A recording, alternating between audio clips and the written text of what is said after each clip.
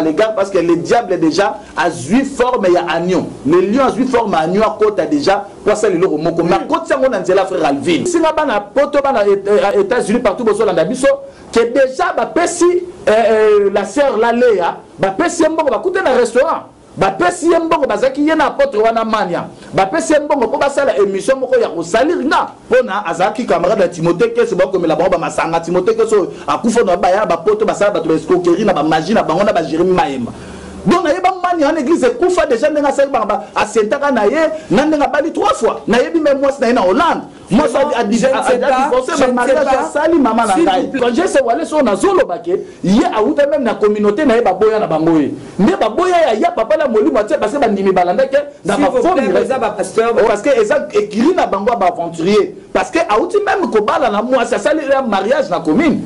Mariage na commune on a moi so na poto ba sali moi so na divorcé 3 fois. Et il y a ça sur moi aussi na Hollande. Au moment où il y a ça d'aventure, bazo salawana. Nana s'attaquer n'a été. S'il te plaît, apôtre Mania.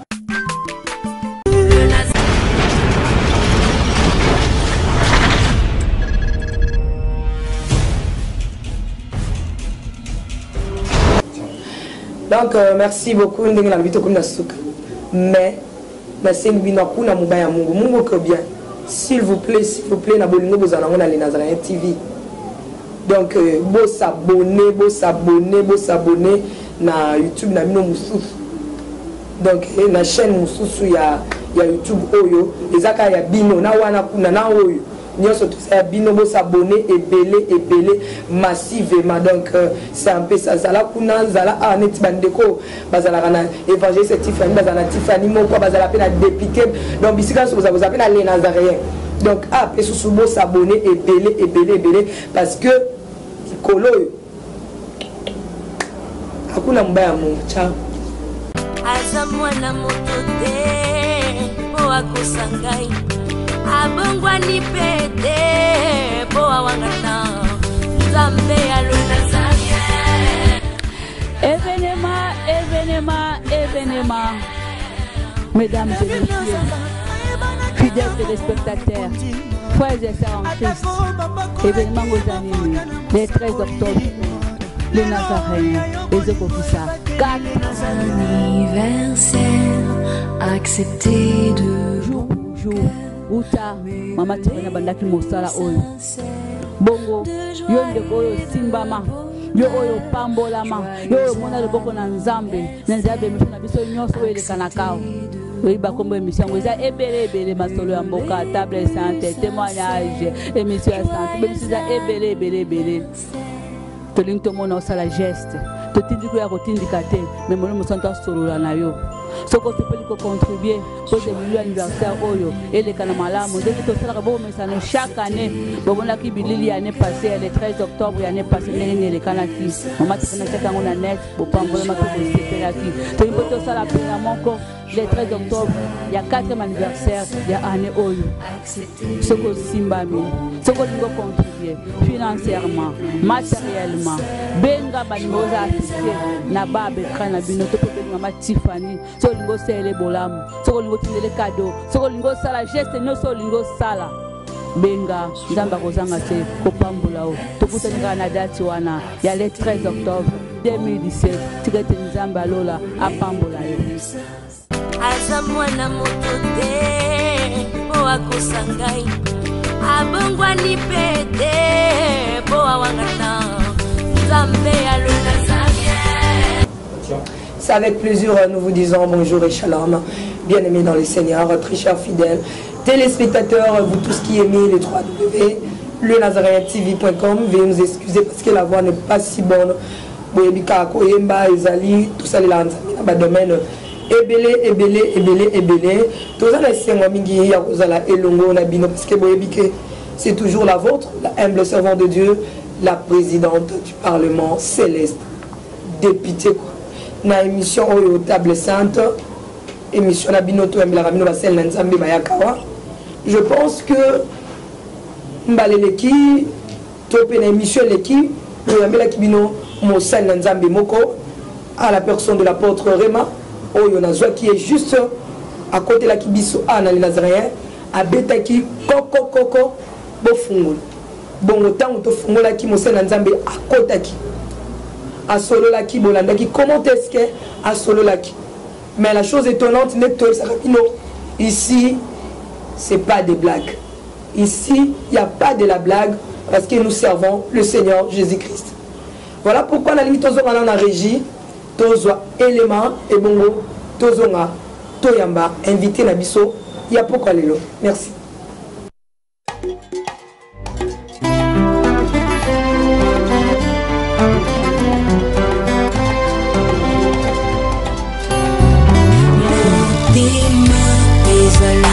Kaseko bapesaka na moto yo mingi ngana nzima napesa na masiya kwazali kita moto kati ya motema ezali ya moto ya oyo moto ekoki kopesa na bonzambe na yo na langwe bolingo na yo elobisinga oyo ozali mpona ngai natali somo ya bato te kasi monene na yo masiya alangwisanga ye alangwisinga ye alangwisanga ye alangwisinga ye Yesu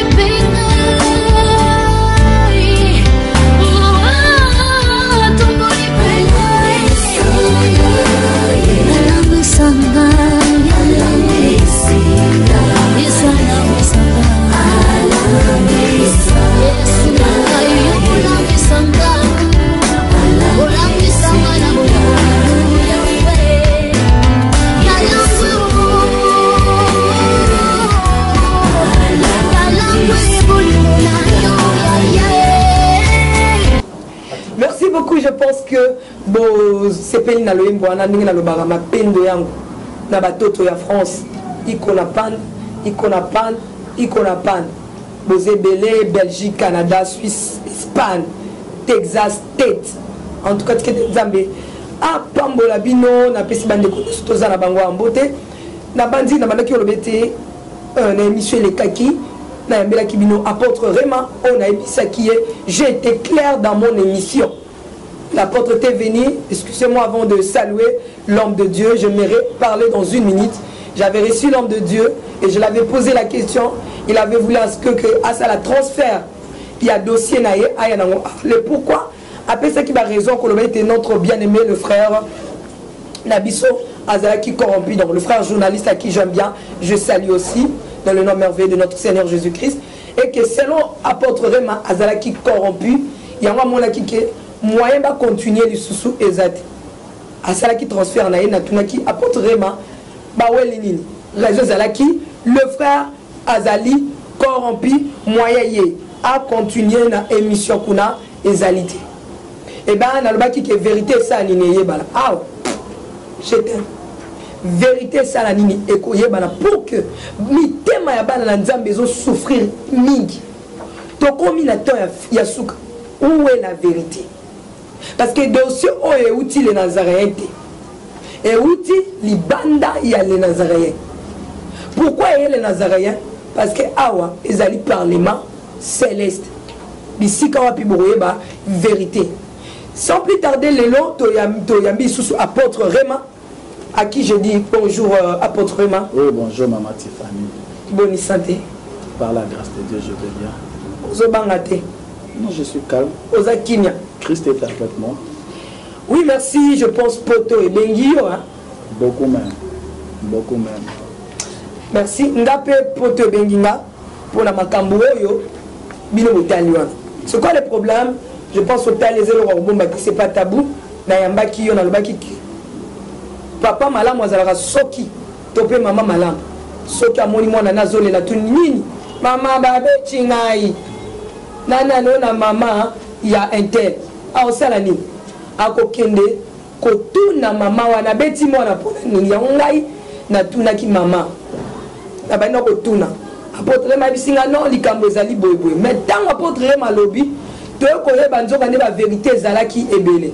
Bongo soki apôtre ma leka kité. To naki to yeba ki makambo ezali chaîne mulayibo. Apôtre Réma. Est-ce que bozo yeba ki bozo zoxamité mabana nanza? Je le sais bien, mais pas avec moi. Le maître, notre maître et leur maître, c'est le Christ lui-même. Il saura comment leur consoler, bander leurs plaies et leur guérir lui-même. Par la vérité, parce que la Bible dit que la vérité triomphe. Quand la vérité triomphe, c'est que ça guérit, ça délivre, ça rend libre. Voilà, madame. La vérité, ah, Babel est la vérité. Kuna Babel est la vérité. Nga la princesse, je fais mon travail parce que dans le parlement céleste était toya. Mais papa, vérité en Wezanangambu. Donc, il nous le long, Tozu, frère Nabiso, notre frère Alvin, donc le journaliste. À cette émission, Koloba est une preuve à l'appui pour nous dévoiler. À dévoiler, je pense au lundi, Babengi Escro. Je connais Babengana Kiyo, papa Réma. Donc, nous avons raison, il y a retourné, il y a Obowele Linini. Babengana Kiyo, qui m'imbango directement dans les Nazarayens, papa Réma. Babengana Kingate, maman. Non? Oui, Babengana Kingate, d'ailleurs, pour nous yapa na yozaba na poto, bana les Nazaréens, autant nous sommes zapaka kota la moi chaîne wana la voix céleste, les bangon de ba conseiller Kinga, quand ils m'ont conseillé beaucoup à plusieurs fois. Ndé yango na yakina koka kose kotoke n'importe que demander votre main. Voilà. On a la vérité. Vérité surtout c'est les Nazaréens. Merci beaucoup. Mais Toyo qui dossier mon rebimi Nangambu ya notre frère à qui je salue encore. Kolobete boza na dossier. Et puis à l'objet on a mon côté la kisina ba preuve. À l'objet qui a constaté qui que yo zamabe. A constaté qui plutôt a constaté qui m'a yel no ya mabe déjà. Yango wana azwa qui déjà audio. Quand tu dis wana to la di bazolo ba yo voix na yo est-ce que vous reconnaître que wana zavon parce que ba nous ba ba tuna. Est-ce que ta voix ya pas parema? Et on t'a m'non est-ce que réellement voix wana yo yo kaki pour yo mo pour yo qui peut parema. C'est yo. C'est ma voix oui. Oh gloire à Jésus. Je reconnais avoir plusieurs fois parlé na notre frère Alvin parce que tango yaki na nzela langa tozaki ko bengana et appel wana naza ko yeba même jour ango c'était le même jour oyo ya yeba zo menacer ngapi ba menacer nga na bombani d'abord quelque part tango ya ye ayebi na conscience na même na place ya zalaki ezalaki na côté à Rebaka yaou ezalaki na côté à Rebaka yaou na la police wana nga na kiko bima na sima na tindi même mutazoye nga na yoko bima sima.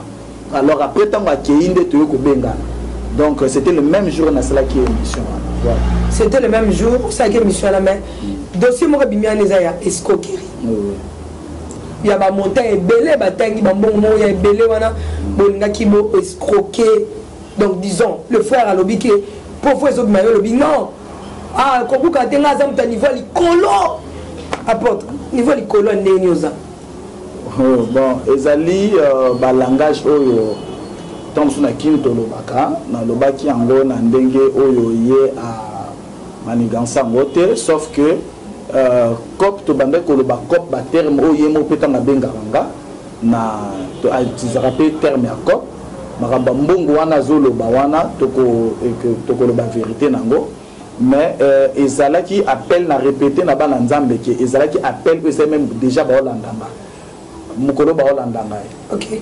Voilà nde na ebisi bana nzambe ba yebango et makambo mingi o ya saliza mingi enregistré avant boyate yango mona zo senga na bana nzambe ba kokako kolandango ye papa Alvin atiango na intégrité nango nde ba tokoka koyeba peuple nzambe ba koka kolanda soki ezaki lisolo nini da soki ezaki cop ni soki cop nini lisolo nini bongo yo ko lo bango te non mais na koko lo bango na koko lo bango mais il faut zala awa atia yango to landa to sa to le kabiso mbali na plateau wana ezali o ngamoko pe na zo demander soki na dans la société bala nzambe ba yeba yango soki ba ko rejeter nga pe ba ko comprendre que na composer ba makambo na zo lo ba et puis voilà. Mais pourquoi seulement je me pose la question de savoir pourquoi seulement cette vérité o ya benga mo vérité et bimi juste que na longo na nga la voix céleste et que nga ya apôtre Rema qui a commencé à faire une émission, il y a transfert de la voix céleste au Naziréen TV. Donc pourquoi c'est le matin où on a sali émission à transfert, on a réagir. Ce qui est là qui penser naïe, les qui pensent naïe déjà, abia mona qui a benganenga, parce que il allait déjà dévoiler cela avant même dans la l'émission il y a transfert. Mais Moussa Nzambe tout na une question. Il y a un pasteur, il y a un frère. Oui. Entre frères na pasteur cop nini beaucoup sala, il y a un moine. Oui. L'heure de Josué le bana moine cop. Oui. Ozo moine ngote, il y a un moine. Non. Cop on a la zaï kolobane c'était comme ça. Tant où il y a bazo menacé. Ngai pe nazo zo ba menace. A bengi ngai parce que souvent nazali pas la penseur ya kwa risaka était na batawana donc tant azo benga lobi menace bia benga minga lobaka apôtre ozu menace ozo e makamni ele ke longa bitala bobu na oyebise après ko to prendre rendez-vous so to tenir rendez-vous to kutani au moins alors na ni na nyoso nda bande ko lobana ye to ko kipe ko luka relation to ke déjà ko porter plainte na biso déjà à l'inconnu. Non seulement l'inconnu, mais aussi la personne au bazobenga au noya évangéliste. Voilà ça. Naba au bazobenga au noya apôtre Léopold Mutombo. Pour na lobaki angobia ya prophète Denis Lesi yemo kwa benganga devant ma grande sœur et c'était mis ezaki mis librement na téléphone. Mais si on a l'entour le bobi cop wana oyo le frère notre frère Alvin Bea azoloba yo le bango soki azali soki azali je demande na peuple nzambe parce que omoni hein na lobaki na bato mingi nazali na famille munene na poto comme na Amérique naza na bana pe mingi ya milimo otokambi to laksipe makambo nzambe mingi na Kinshasa a Congo mobimba batu babenga kandi bazobengaka baotuna ba se renseigner sur apôtre Rema bayebike mutuna soye banga mais eloko bakoyebisa bango te eza escroquerie kindumba milangwa eloko bakoyebisa bango sauf que bakoyebisa bango ça je vous assure benga eloko bakoyebisa bino apôtre Rema a été toujours direct na supporter bêtise. Parce qu'il y a des pasteurs au Ngamoko à côté d'Anga. Lorsqu'un pasteur n'a senti rien, n'a pas comment toucher surtout vie privée. Il y a beaucoup de monde qui ont mingi na kenisa bango na banzela musuna vira bango voilà. Mais franchement, je ne sais pas tozo kende wapi, to komi wapi et le baralango grand frère nangai papa nangai ndeko Eliezer à qui je salue tozo kende wapi na christianisme à Congo franchement. Maintenant awa balo baboy awa babenda bo apôtre Rema akanga mikaka lobike cop wana il faut batiango lisolo notre frère Alvin a telbino lobi yal ni batiango na intégralité voilà de dé lobi akoloba cop wana kaka soki le frère Alvin avandi awa ya fandi awa nde batuni bango ba question balobi na bakisi est-ce que ndika musuna bakisi oyo lobi te non obakisi te nyonso yango wana ona lobi mama le maintenant ngala lingi na mama Tiffany merci et loko ngala lingi na tuna yo eza oyo na habite tala na caméra oui papa Rema tozo kende wapi bo chabiso wapi moi la vérité yo lobi yango pe kuna bien aimé à lobby ke bozo wele la ka nani moi si mon commune vérité maintenant oye bisabiso na yo na frère Alvin nani aza parce que comment escroquerie écoute nani aza ko escroquer peut pas escroquer nani. Voilà, merci beaucoup madame. Ça nous trouble un peu. Oui madame, na ko répondre na bana na Nzambe en 2 minutes. L'escroc nani aza escroc na biso mi balé. Je m'en vais directement au Lobaki, le frère Alvin et aza escroc. Ah maman, na roloba beba na Nzambe olandanga. Na bandi musala ya Nzambe mwana mukie. Na makambo na sena mboko nan bakanganga te na escroca place boto na kosa to na kabola bana libala batu toni ezate. Mais moi dans mon ministère, j'ai eu à servir beaucoup de grands, beaucoup des aînés, beaucoup des amis, même balé que bana sima biso na musala oyo. Na wela na mutute na sa nité. Le frère Alvin quand on a eu billet aïe. To bandi ko sala ba émission bien comme je disais.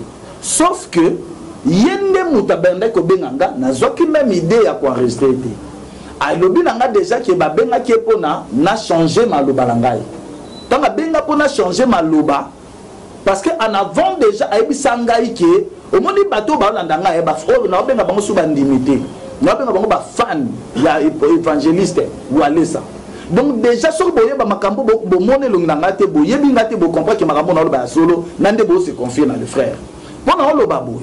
Le frère déjà yebisanga a salana bino bo futaka bien.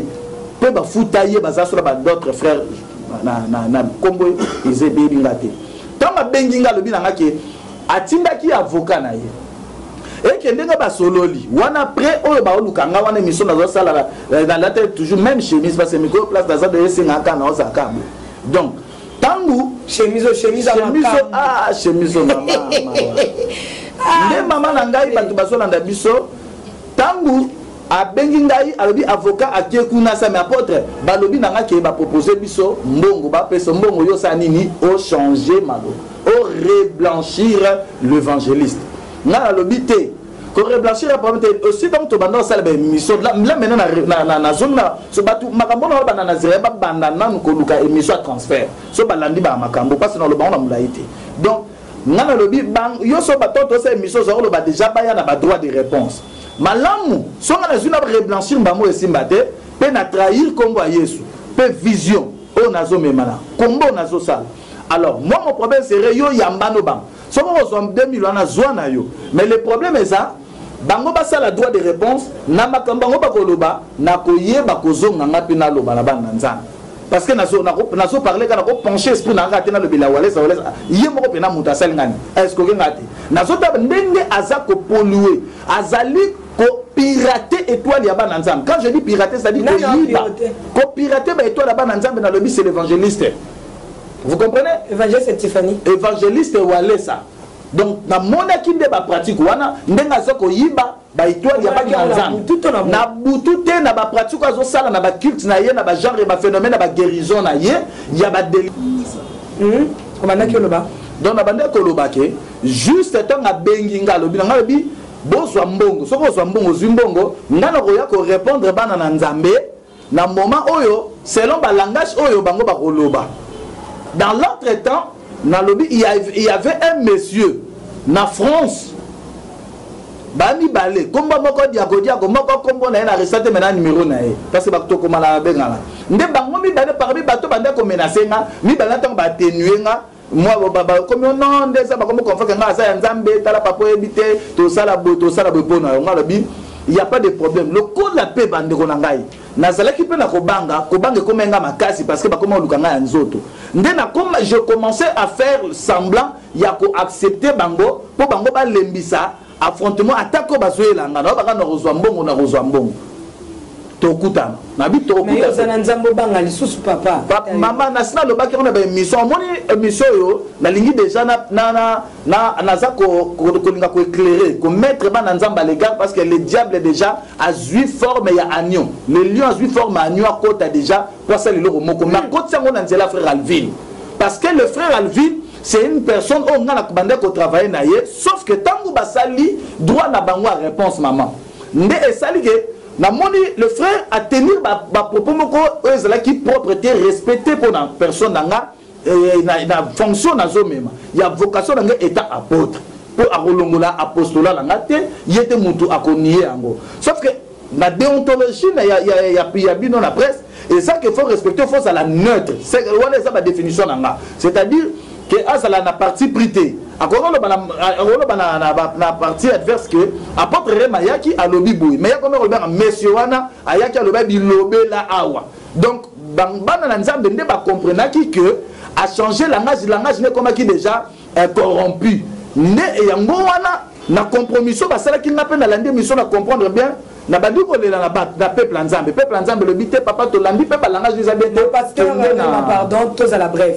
na tuna kio yona le frère Nanyaza Mutabakob yango wana yango na zolo ba ke ye na lobi en avance déjà na lobi yende ce qui prouve c'est ça na ina chuté yango na ina chuté déjà pour la loba internet izangonga yango na chuté pour la loba kaka que tangu ya abengi ngandengo wana au monde so na loba et ne faire échapper nga place ni na sukaki donc na loba ke tangu na senti ba langage wala bana poto to s'expliquer to sole na ba téléphone de ba benga na nde ba lobi na nga non le col est comme boye corrompu boye et qu'on peut risque pour nous n'aller pas lukao alors changer que les appels na chaîne monga eba chaîne autant na bi chaîne ya nazireate parce que ça chaîne mingi na poto batu bazola ndango nani nga mingi na sala ka bamba émission na ba chaîne biso locale ya RDC nde sali ke batini na ba pesi na numéro na bengi yo to na bengi nde na yeko to ke porte pe fa ki to sala émission transfert aux aides déontologiquement to na sali yango n'a dénoncé le frère Alvin pour dire que le frère Alvin Nazaraki corrompu, il a commencé d'abord de m'appeler pour me dire que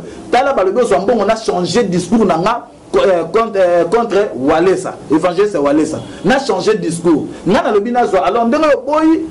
y a que ça, Zumbongo, alors, on a changé la chaîne. Alors, parce que Nazali n'a pas secret.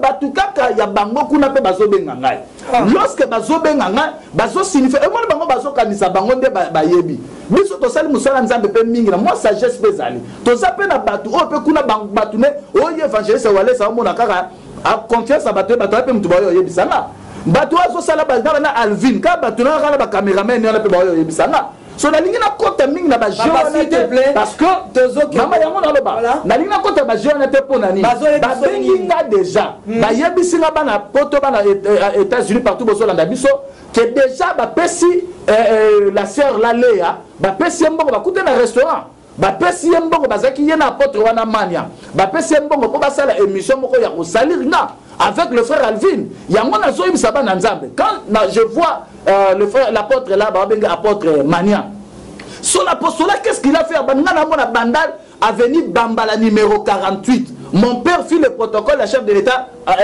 ancienne Mobutu ndo yeba na bandal wana tangu ya bandi l'église na omona na yebi ndenge église apôtre mania ndenge kufaki na yebi ndenge azaki na bakwa baluba en face bango to benga biso ba banda to benga baluba apôtre mania oya azo défendre Walesa na Léa na le frère Alvin le journaliste pour basa la émission ba poto ba Rolando ba salir nga apôtre Rema bazo salir nga pour que vérité est à la triompher vérité est à la découvrir yango nga na ko ebisa ba nzambe apôtre mania oyo akomi apôtre de Walesa parce que apôtre vient du mot apostolos qui veut dire envoyé mais to yebi que photo za la ba envoyé de Christ de notre Seigneur mais le col est comme envoyé il y a quelqu'un, il y a une personne. Donc lui, comme étant important, comme ça, la culte sa personnalité, déjà, il y a comprendre déjà que les alliés n'a pas pratique, déjà, ils sont tous des magiciens.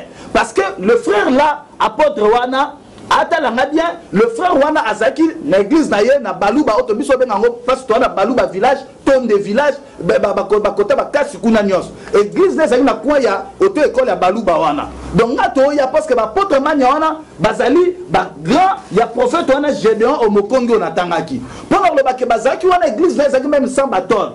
Église on le coupe parce que apôtre mania na Azaki camarade ya apôtre Timothée qui est comme ya kanda totika non na solo babo pour les maman oyebi maman mo ka otsobenga maman nzamba pambola na moni kombo sulté maman wana pesinga conseil alobi papa tala atozo talo tande bazo fingo tande balo papa to bondelio papa za mobali ya mutu na za mobali ya mutu je suis père de 4 enfants nazali papa milimo ah maman nangai eza pas au monde bino bolia ka bomela mais ngana yebisi bana nza ba na ngana ko komela raté je suis avec mon grand frère ici na ça moi na ça ba do ba yebiso ke ngana olia tikio pona lo ba ke n'importe manière na komi na problème n'était parce que bana nza ngana lo ba boui balingi ba disenga boke ba ko bino boko la ba joté bo bando tunisanga ba téléphone s'il vous plaît parce que balingi ba disenga elongwa vision makambunga na obundisa boko manga ba problème na mania na sala mania ni ngana yebi mania kaka pona azaki camarade de Timothée que c'est bon comme la bombe masanga Timothée que so akufa na ba ya ba poto ba sala ba to escroquerie na ba magie na bango na ba Jérémie maema donc na yeba mani en église kufa déjà ndenga sel ba asentaka na ye na ndenga bali 3 fois na yebi même moi na Hollande moi ça a divorcé ma mariage sali maman na ngai te maman ça yoka maman toi musala nzambe s'il vous plaît est-ce que na ngi la tuna yo question moko parce que makamo les okenele je pense que mon frère Alvin les Nazaréens moi je venais du voyage, je ne connaissais personne à cette affaire. Je reçois notre bien-aimé, notre papa, l'apôtre Réma. Aïe pour que ça la transfère naïe. Alobi makambo azaki na ngona kati ya motema. Je me demande, il y a beaucoup de questions à poser là-dessus, mais question liboso ezali avant tout na yango na kolinga aspect que pour na loba ki avant. Na lobi papa Réma. Papa malamu azalaka fa tout na place mutu auti. Yango bomoni bana na nzambe pona semino bisika vérité vandaka. Les Nazaréens. Bisika chaîne ezanga corruption. Les Nazaréens. Yango na tuna ki papa Réma. Abetelinga. Donc soki papa Réma na tuna ki était kenaza la mutu mona ekamba mo bana ko dévoiler na zala koso ya ba vie bana ka ko dévoiler ko bana te makambo sali kuna pona zaki na ngape libre mais na lobi papa Réma il faut bana ko ebisa so bo wela nini donc tomi poser ba question soki papa Réma l'apôtre aloba kité likambo corruption c'est que notre bien-aimé alinga ki pa bimisa audio wanate. Alors posons-nous la question, pourquoi le frère Alvin, je pense que dans la loi et la presse, audio na il fallait ozonga na audio wanape awa to sale la yango comparaison. Je suis notre apôtre Réma ngai na lingaka ba j'ai ya zigzag té boza ko ambrier topé le j'ai ozo sale mais za ko ambrier pesa ko lembisa mitema ya bana nzambe sur ce OK papa Réma banda ko na banda ko ba boué. Tout ce que le frère Alvin Azosala, c'est pour chercher un moyen de vivre naïe. $100, $200 et le côté. Le problème est que parce que Bazosala a un montage déjà pour Nanga parce que dans le but, Batuka ou Baza Bapembe na Balea, Bapembe na Banka Batawale, ça peut Bengaranga déjà. Nazana un rond que on a vu à Batawale, sauf que Bazo proposé nga yango. Nalabaki Nazana Nzoto Nazo Banga. Mais les Cambozali qui déjà Bazo préparé basa les missions, Moko pour basa les missions, Moko contre Ngai, Pesidi Mania Mbongo. Donc c'est ça que apôtre Mania, on a le but que apôtre Mania comme apôtre Yawalesa. Azali apôtre de Jésus-Christ, c'était parce que ailleurs pour Azo défendre Walesa et commence à s'attaquer à moi. On a des Nazali Gamboté. Mais na yebi ba aventure oh ya sala pour que l'église na ye kufa, pour que na bandal oh ba venir venir Baluba village. En diagonale na auto école oh na quoi Baluba. Donc dans la zone Babiloko pour le Lobake, l'apôtre Mania à côté makambo parce que eza écrit na bangwa ba aventurier parce que a outi même ko bala na moi ça sali mariage na commune. Mariage na commune on a moi sur na poto basali moi sur a divorcé 3 fois et il y a ça sur moi si na Hollande au somona oh il y a ça ba fonction bazo sala wana nana s'attaquer na été s'il te plaît apôtre Mania nazana problème na oté ko nga ko ridiculiser na nzambe azana moko na moko la biso c'est que nzambe asalelinga na bandal yo même au sali yangote to okende tu avais dit moi je tenais des campagnes na bandal ane o yo ti aussi na ebaka nanga ka sa soka kenda so akufa na ko ka monzo kande manya koma na mwana l'évangile c'est Wallace. Évangile c'est Wallace on a zolo baké, il y a outa même na communauté na ba boya na bangoye. Mais ba boya ya papa la molu moitié parce que ba ndimi balanda ke na ba forme pasteur. Oh là là. Il faut vous en avoir. Non, c'est vrai papa na respect wana je dirais c'est si maman. Respect à la réciproque. Merci beaucoup na zuma agitation mke na kosenga bana balanda biso boli ici. Ba comprendre ton na ça ba li ba tordre ngai bo sembela pe pour nga. Ba tordre ngai comme maloko na ba problème pour ba individu. Émission le biba pesi na nimbongo. Émission ba pesi Léa Mbongo bapesi Alvin Mbongo bapesi na Maniala Mbongo bakuta na restaurant basala pona ko salir nga ko wanga na ngai ko niye ba biloko na lobby or bana nzambe balanda batala ba langage na bango bazo tenir contre ngai ça sur ba propos la ngate contre ngai contre ngai ça sur ba propos la ngate bazo concernant ba propos noté mais comme concernant ngai yango moni na lobby tout na ko lobaki concernant bango maintenant kasi ngala lobaki concernant makambu bazo sala misala ba osala mais ngai ba yana ba preuve misala osala yango na lobby bana nzambe presque ba olandanga na ba dia ba enregistrement ya audio wana Alvin ba benga payer parce que ayamba pe bino bo benga ba téléphone boloba apporter maleki na émission à lobby bon les cabines mi balé et pas ya mama Tiffany o tia audio na intégrité biso la poto to ba ezaki li solo nini en tout cas la singi bana poto bozo landa bino partout bozo landa biso que balingi bo sambela pona biso parce que balingi ko tordre biso vision parce que baza na population sima na bango ba benga ba corrompre Alvin ba corrompre comme ça ba embriller bino ba changer ma solo ma solo ça misalama. Nous sommes arrivés à la fin. Merci apôtre Omboleki belé na kene apôtre Nazali apôtre pour la tika l'apôtre mais belé ba ko bazali ba évangile c'est ba comme ba apôtre ba évangile c'est ba comme ba prophète ba chanza merci nous sommes arrivés à la fin pour cet élément. Allez-y comprendre que les Nazaréens il n'y a pas de bêtises. Je pense que même maman et puis le réseau peut ça somo batie elongi na yo batie elongi na yo na émission et le roi pour moi que parce que ça la pour ba suyer pe yo le frère Alvin à cause d'un intention à la je pense que ça va mauvais temps na vie na non même à Tchelongi nangai ba Tchelongi nanga kutuna partout mais le frère Alvin ne peut jamais faire ça toutes ces choses et un montage dirigé par l'évangéliste animé par le frère Alvin. C'est pas un problème, nous sommes arrivés à la fin plutôt. Le frère Alvin, c'est un frère dans le Seigneur. Apporte non, il n'est pas dans le Seigneur. Okay. Dans le Seigneur, on saura même par sa coiffure et tout. Merci beaucoup. Kopouana, question Zali. Oui. Kopouana, Zaki Kopé, Nin. Nazana posana loba kopouana, mais aya lobangwa. Yemora lobango, kopouana bimana na téléphone audio wana, pengana lobango. Merci. Ouais. Deuxièmement, le frère Alvin a yabilou après ce n'est pas mon bien aimé, je t'aime bien de l'amour de Christ. J'aimerais te dire que dans la loi après même à la loi Minganga, même à la loi avocat y est mon côté parce que on a la côté la montre à mon côté donc tu voyage n'a bien apôtre maté jamais aïe parce que bah y a ici ah wa corruption kotara t je pense que apôtre Rema au Pessinga et locaux. Voilà, merci beaucoup. Kutu batinga la poto balobina ya kotuna yo ofutaka combien pour monter capot ba on débat tindelo ponga na lek. Et puis même quand j'ai passé chez Alvin, c'est pas moi qui payais, on lui payait, c'était pas moi. Merci beaucoup. Allez-y comprendre que apôtre Maouti awati. Apôtre Maouti atauti et pas ya bien-aimé Alvin. Oui. Ba kimika kanini mon pépé. Balbité to keno api. Et pas président du Parlement céleste. Alors, j'aimerais dire ceci. Oui. Pardon pour tout le monde, poser. Merci beaucoup. Nalina le babou. Frère Alvin Beya, qui j'aime beaucoup, mon frère bien-aimé dans le Seigneur. Tu sais que la loi, il y a presse, Otozo Sala, Oyo Salam, Salano Kitoko, et le Binabisobo. Soki, Baye Kolobani Kambunayo, si jenayo, quelque part.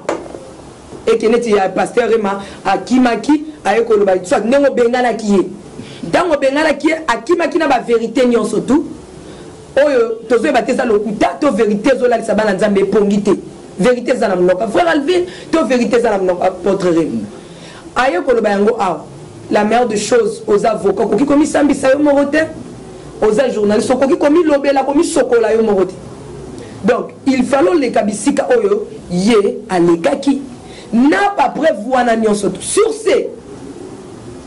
Tolingi to yumona intégralité il y a les solo wana. Tu peux avoir raison mon bien-aimé. Amen. Au cause on a raison apôtre pas en a tort. So on a tort tu accepter en côté parce que bis ah tu le sais bien mon frère Alvi si tu l'as vu sur Zali site oyo to bandaki makambo ya ko teleme là-bas anti valeur na kati na église tu le sais bien.